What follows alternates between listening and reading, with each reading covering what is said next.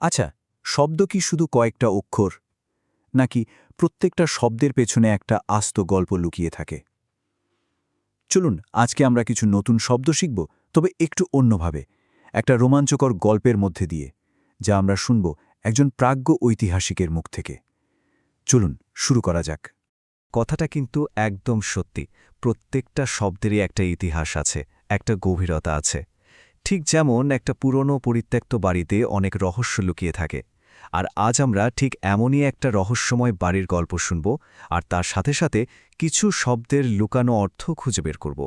তো আমাদের গল্পটা শুরু হচ্ছে দুই বন্ধুকে নিয়ে। দেখা যাক তাদের এই অদম্য কৌতূহল তাদের কোথায় নিয়ে যায়, আর এই পুরো যাত্রাপথে আমরা নতুন কি শিখতে পারি। গল্পের শুরুতেই পরিচয় করিয়ে দিই আমাদের দুই চরিত্রের সাথে। একজন ছিল ভীষণ চামি, মানে খুবই বন্ধুত্বপূর্ণ, সবার সাথে সহজে মিশে যেতে পারত। আর অন্যজন, সে ছিল একটু গালেবল, মানে এতটাই সরল যে লোকে যা বলতো সেটাই বিশ্বাস করে নিত। এই দুজনের একদম বিপরীত স্বভাবই কিন্তু তাদের এক অদ্ভুত বিপদের দিকে ঠেলে দিয়েছিল। চামি শব্দটা শুনলেই একটা উষ্ণ অনুভূতি হয়, তাই না? এটা এমন এক বন্ধুত্বপূর্ণ সম্পর্ককে বোঝায় যা খুব কাছের, খুব আন্তরিক। ভাবুন তো, আমাদের সবারই এমন একজন বন্ধু থাকে যার সাথে মন খুলে সব কথা বলা যায়। আমাদের গল্পের প্রথম বন্ধুটি ছিল ঠিক সেই রকম, সবার খুব কাছের। আর এখানেই গল্পের মোড়টা ঘুরে যায়। দ্বিতীয় বন্ধুর বৈশিষ্ট্য হল সে গালিবুল, মানে তাকে যে কোনো কিছু বিশ্বাস করানো খুব সহজ। যে কেউ যা কিছুই বলুক, সে সহজেই সেটা বিশ্বাস করে ফেলত। আর এই অতিরিক্ত সরলতাই কিন্তু মাঝে মাঝে বিপদ ডেকে আনে, যেটা আমরা এই গল্পে দেখতেই পাব। তো এই দুই বন্ধুর কৌতূহল তাদের টেনে নিয়ে গেল একটা পুরনো ভাঙাজোড়া প্রাসাদের সামনে। সেটার চেহারা ছিল বেশ ভালগার বা কুরুচিপূর্ণ, দেখতে একদমই ভালো লাগার মতো নয়। আর মজার ব্যাপার হলো, তাদের এক প্রতিবেশী যে ছিল একেবারেই ক্যালেস বা অনুভূতিহীন, সে সবটা দেখছিল কিন্তু তাদের একবারও সাবধান করার কথা ভাবল না। পরিবেশটা কেমন যেন রহস্যময় হয়ে উঠছিল, তাই না? বাড়ির ওই ভাঙাচোরা অবস্থা দেখেও তারা কিন্তু দমে গেল না, বরং নিজেদের বেশ কারেজিয়াস বা সাহসী প্রমাণ করতে সোজা ভেতরে ঢুকে পড়ল। কিন্তু ভেতরে পা রাখতেই তাদের চোখ আটকে গেল। দেওয়াল জুড়ে আঁকা অদ্ভুত সব রিকন্ডেট বা দূরবোধ্য প্রতীক, যা দেখে তাদের বুকটা যেন কেঁপে উঠল।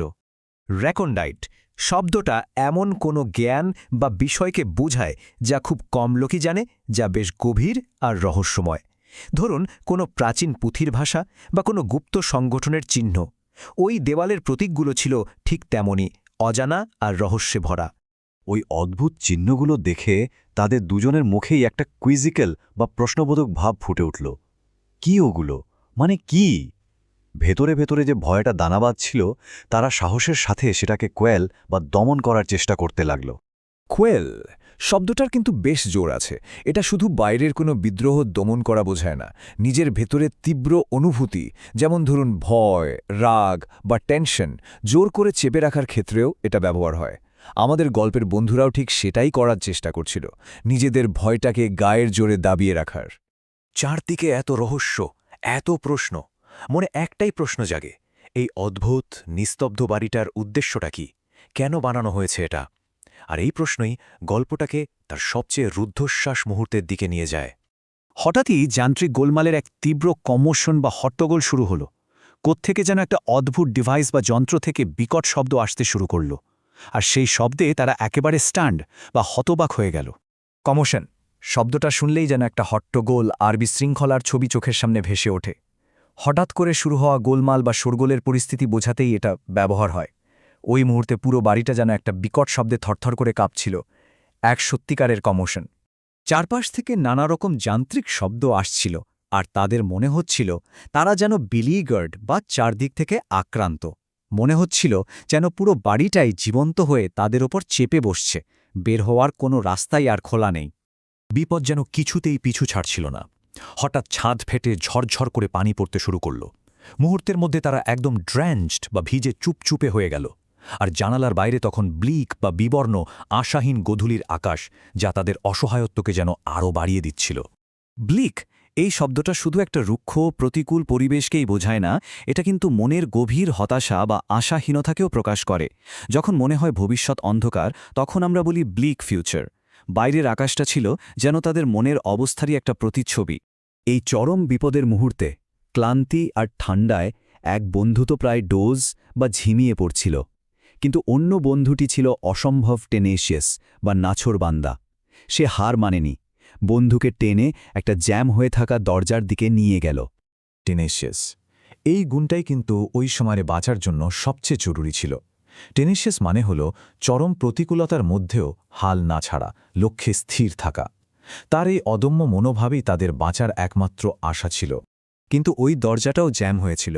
দরজা খোলার জন্য তাদের এই লড়াই পরিস্থিতিকে আরও এসকালেট করে তুলল, মানে আরও জটিল করে তুলল। যতবারই তারা ব্যর্থ হচ্ছিল, ওই অদ্ভুত যন্ত্রের শব্দ যেন ততই বেড়ে যাচ্ছিল। এসকেলেট শব্দটা এমন একটা পরিস্থিতি বোঝায় যখন কোনো বিপদ বা উত্তেজনা আগুনের মতো দ্রুত বাড়তে থাকে। এখানেও ঠিক তাই হচ্ছিল। পালানোর মরিয়া চেষ্টা বিপদ কমানোর বদলে যেন আরও বাড়িয়ে দিচ্ছিল। পরিস্থিতি ক্রমেই হাতের বাইরে চলে যাচ্ছিল। তাহলে এই রুদ্ধশ্বাস গল্প থেকে আমরা ঠিক কোন কোন নতুন শব্দ শিখলাম? চলুন এবার পুরো শব্দভাণ্ডারটা এক নজরে খুব তাড়াতাড়ি আরেকবার দেখে নেওয়া যাক। চলুন গল্পের শব্দগুলো আরেকবার মনে করি। চরিত্রগুলো কেমন ছিল? একজন ছিল চামি, মানে বন্ধুত্বপূর্ণ, আর অন্যজন কালিবল, মানে অতি সরল। তাদের মনোভাব ছিল কারেজিয়াস, মানে সাহসী। বিপদে পড়ে একজন প্রায় ডোজ বা ঝিমিয়ে পড়েছিল, কিন্তু অন্যজনের টেনেশিয়াস বা নাছোড়বান্দা মনোভাব তাদের বাঁচিয়ে দেয়। এবার পরিবেশটা ভাবি। প্রাসাদটা ছিল ভালগার বা কুরুচিপূর্ণ, প্রতিবেশী ছিল ক্যালাস বা অনুভূতিহীন, আর আকাশ ছিল ব্লিক বা হতাশাজনক। আর ঘটনাগুলো কি ছিল? তারা দেখেছিল রিকন্ডাইট বা রহস্যময় প্রতীক, নিজেদের ভয়কে কোয়েল বা দমন করার চেষ্টা করেছিল। এরপরে শুরু হয় কোমোশন বা হট্টগোল, আর তারা নিজেদের বিলিগার্ড বা পরিবেষ্টিত অনুভব করে। শেষমেশ তাদের চেষ্টার ফলে বিপদ আরও এসকেলেট বা তীব্র হয়ে ওঠে। এই গল্পটা আমাদের শুধু কিছু নতুন শব্দই শেখালো না, একটা প্রশ্নও কিন্তু রেখে গেল। আমাদের না জানা শব্দগুলোর ভেতরেও কি এমন অনেক রেকন্ডাইট বা রহস্যময় জগৎ লুকিয়ে আছে, যা এখনও আবিষ্কারের অপেক্ষায়? ভাষার এই গভীরতার ভাবনাটা নিয়ে আজকের মতো এখানেই শেষ করছি।